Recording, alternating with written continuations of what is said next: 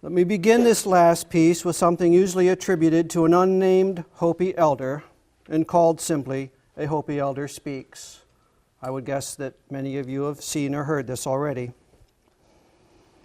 You have been telling the people that this is the 11th hour. Now you must go back and tell the people that this is the hour. And there are things to be considered. Where are you living? What are you doing?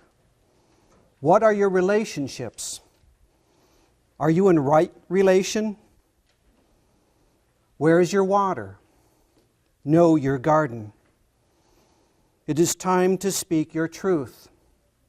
Create your community. Be good to each other. And do not look outside yourself for the leader. Then he clasped his hands together and smiled and said, "This could be a good time. There is a river flowing very fast, and it is so great and swift that there are those who will be afraid. They will try to hold on to the shore. They will feel they are torn apart and will suffer greatly. Know that this river has its destination. The elders say we must let go of the shore, push off into the middle of the river, keep our eyes open and our heads above water. And I say, see who is in there with you and celebrate." At this time in history, we are to take nothing personally, least of all ourselves. For the moment that we do, our spiritual growth and journey comes to a halt. The time of the lone wolf is over. Gather yourselves. Banish the word struggle from your attitude and your vocabulary. All that we do now must be done in a sacred manner and in celebration. We are the ones we've been waiting for.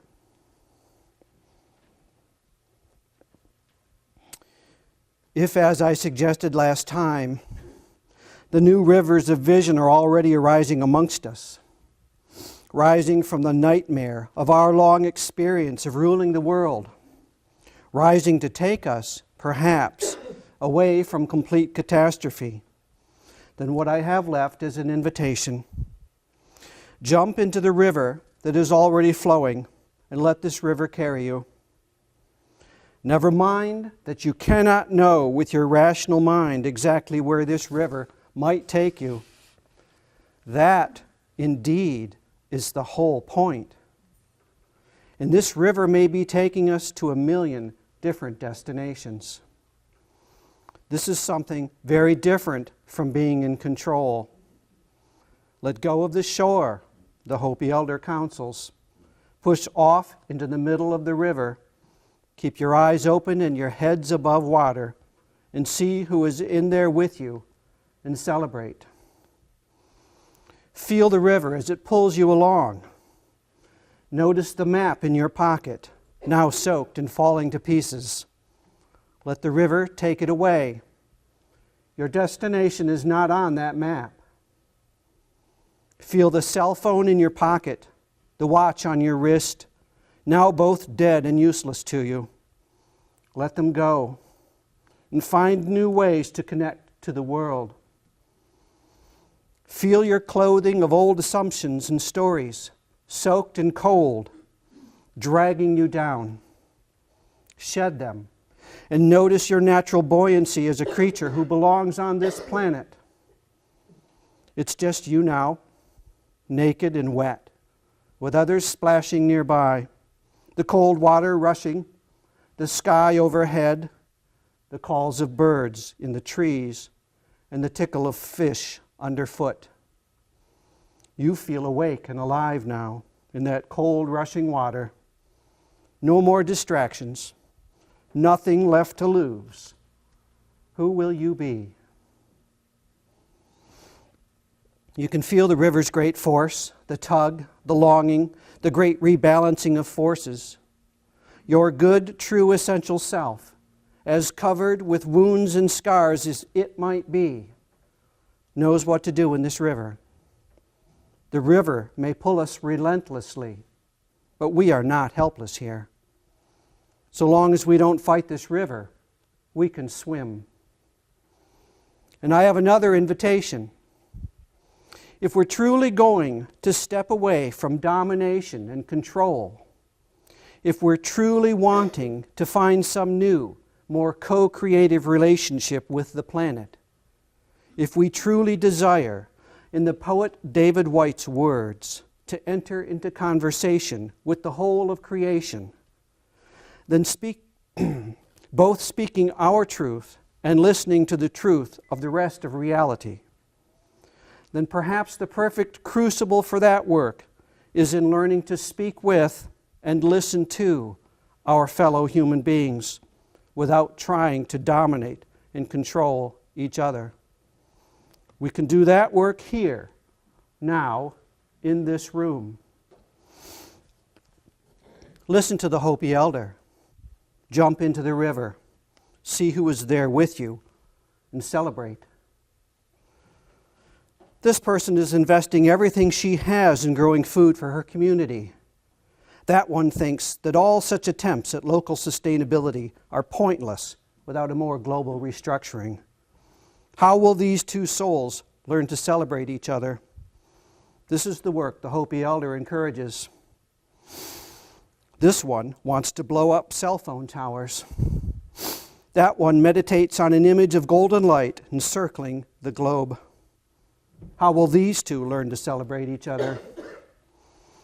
One thinks we must power down to the Stone Age. Another believes that wind power and solar will play a big role in our future. One sees the challenges ahead in largely spiritual terms. Another operates from a much more materialist perspective. This one is filled with anger and despair, but does not find the safety she needs to express her feelings when that one insists on keeping things positive. That one fears that if he lets himself feel how all of this is impacting him, he will sink into depression or unravel in our midst and cause harm to those around him. How will we all learn to celebrate each other? The Hopi elder does not say to see who is in the river and try to persuade them to your version of the truth, or argue with their vision, or ridicule the path they are on.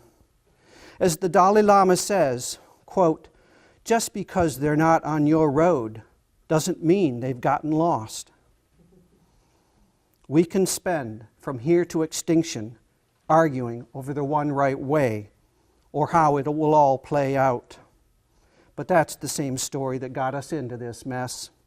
It's unlikely to get us back out. A huge opportunity awaits us in this river, I think. We can learn to set aside our assumptions long enough to truly hear what the other is saying. That gift of deep listening will give others the room they need in order to hear, that they may hear us. We can learn to hold paradox, holding more than one truth at a time, sitting with the tension without having to resolve it. We can learn to examine every last thing our culture has told us and to ask whether it serves who we are and what we want and the highest good for all of life. We can learn to embrace the outliers, those who seem to live at the far ends of the normal curve, those who see things very differently than us and may have pieces of the puzzle we don't have. We can learn to overcome our tendency to get stuck in our own orthodoxies, seeing only the information that confirms what we already think we know. If our acculturated minds are inadequate to the task of facing insoluble problems and unanswerable questions, we can turn to our hearts, our bodies, our animal selves, and also to our best future selves to lead us forward, following our loves, our longings, our excitements, our callings, our wantings. We can learn to operate above and beyond the programs of culture and ego. Not just new minds with a new vision, but new minds with a new vision of operating without story altogether. We can lay down our armor and our weapons. We can become, finally, free of the cultural programs that separate us. Jump into this river with me, see who is here, and celebrate. Let the vision we can currently only sense and intuit carry us along. Let it wash away the old so that we can follow the signposts to the new. Jump into the river of new vision that is already here. See the new minds that are already awakening, and celebrate. Everything is waiting for you, David White says. The community of life is waiting for us, I think. We may not find our way in time. We may not, in the end, realize our worth, our potential, our belonging. We may not be able to slough off our impulse to dominate and rule. We may continue to take down huge swaths of the life of this planet in a futile attempt to sit on a throne that is not ours. We may take ourselves down. And if so, I believe there will be a great cry of grief in the cosmos at the loss of such beauty and potential. But we may find our way. We may, against all odds, respond in a way that, quote, saves the world as a habitat for as many other species as possible, as Daniel Quinn wrote. We may survive this frightening time of initiation. We may find a new vision of who we are and why we are here and where we are headed, and bring this new vision back to the community of living souls. We may take our right and proper place as mature members of that community and find the healing, intimacy, and connection we crave. We may find our culture maturity and still not survive the catastrophe. But we might. And if we do, then I think the stars themselves will shout out in celebration, and the galaxies will dance with joy. It's likely to be a near miss, but it's a possibility worth surrendering to. As an uncle of mine used to say, what else you gonna do? I will leave you with the words of Elizabeth Kubler-Ross. Quote, the most beautiful people we have known are those who have known defeat, known suffering, known struggle, known loss, and have found their way out of the depths. These persons have an appreciation, a sensitivity, and an understanding of life that fills them with compassion, gentleness, and a deep, loving concern.